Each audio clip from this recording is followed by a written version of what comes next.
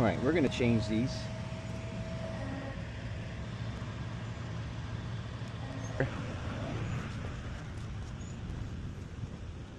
Holy shit, look at this.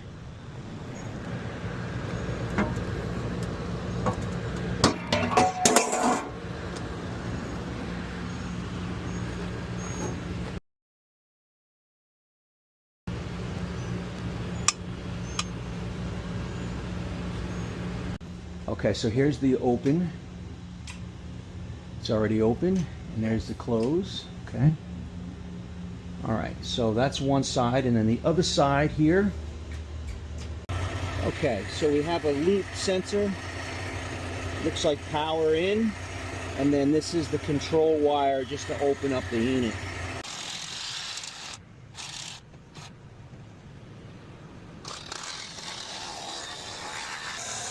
Oh yeah. There we go. That's it.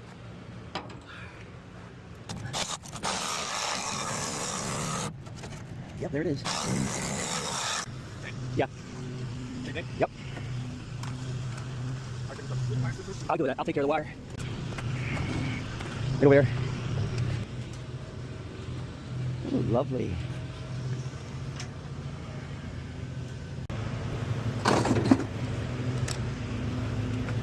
Are the anchors? Yeah.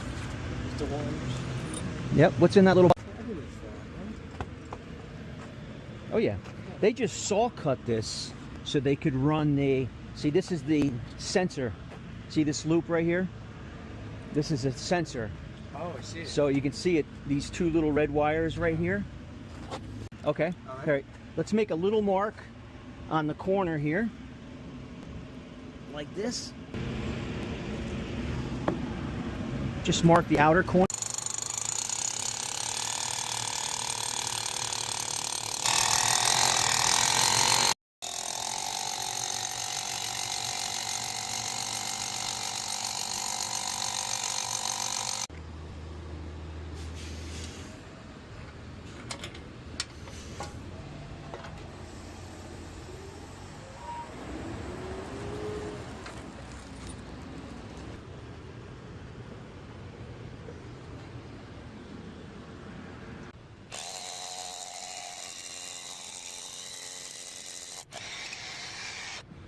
So this is a wedge anchor.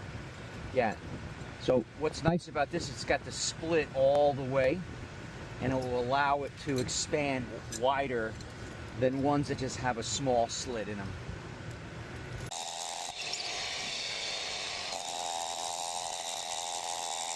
Okay, so we have our loop. Here's our inductive loop. Here's our 110 in. They're live. Yep, so we got hot, neutral, and ground, and then here we have our push buttons from the security gate to have them open it. Ah, those are the ones you put in the thing. Yes. I'm wondering where you get. Right, I'm going to wire them in series. So 12 volt, 12 volt. So what I'm going to do is I'm going to put the positive of battery number 1 into the negative of battery number 2. And now my voltages are going to add up. So I've just doubled this battery here. Okay, so that's there. Now, If I had 3 batteries, that'd be 36 volts, right? correct. And now, here's the leads for the batteries right here. Here's one. So I need the batteries over here. So let's do this.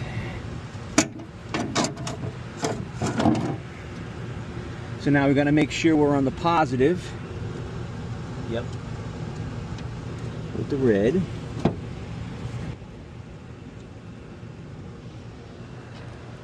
These are really tight little terminals here.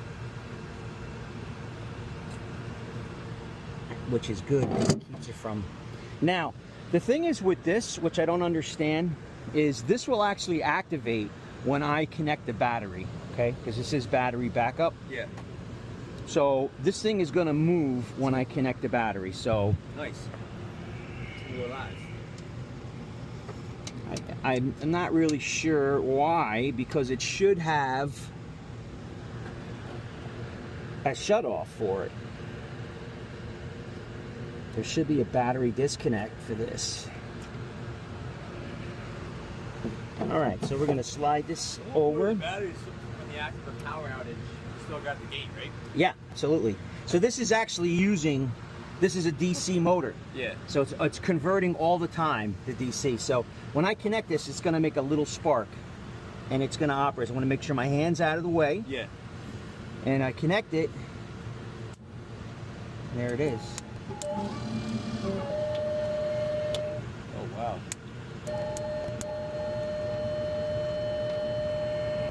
Okay, so that's up, then this is down, or it's already down. Okay, so now it's waiting for power. Now it won't work anymore because it's without power. So what it did was, because it was in the down position, Yeah. when it loses power, it wants to lose power in the up position. Yeah.